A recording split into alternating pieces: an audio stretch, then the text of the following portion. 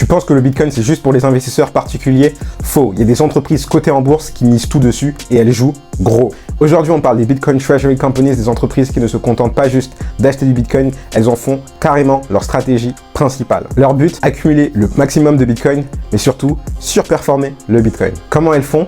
Elles lèvent de la dette pour acheter du Bitcoin, puis achètent du Bitcoin, puis lèvent encore plus de dettes et rachètent encore plus de Bitcoin. Encore et encore, ce qui crée un effet boule de neige. Elles utilisent tous les outils financiers à leur disposition, comme de la dette, des actions, des obligations convertibles ou des actions privilégiées. Leur but, offrir un meilleur rendement que le Bitcoin à leurs investisseurs, c'est-à-dire les investisseurs institutionnels, principalement des fonds de pension, des fonds de gestion, des fonds d'investissement et des banques. En gros, plutôt que d'acheter du Bitcoin par eux-mêmes, ce qui implique des coûts techniques, administratifs et financiers, les investisseurs institutionnels préféreront acheter de la dette de Bitcoin Treasury Companies car c'est plus simple et rentable pour eux que de détenir du Bitcoin. C'est risqué, oui, mais ça montre à quel point ces investisseurs croient au futur de Bitcoin. Michael Saylor, le PDG de l'entreprise Strategy, a été le premier à créer ce pont entre Bitcoin et la finance traditionnelle. Il a trouvé une astuce de génie, emballer le Bitcoin dans des produits obligataires pour offrir un rendement fixe, sans volatilité aux investisseurs institutionnels qui se détournent peu à peu des obligations d'État. T'as aimé cette vidéo? N'hésite pas à liker,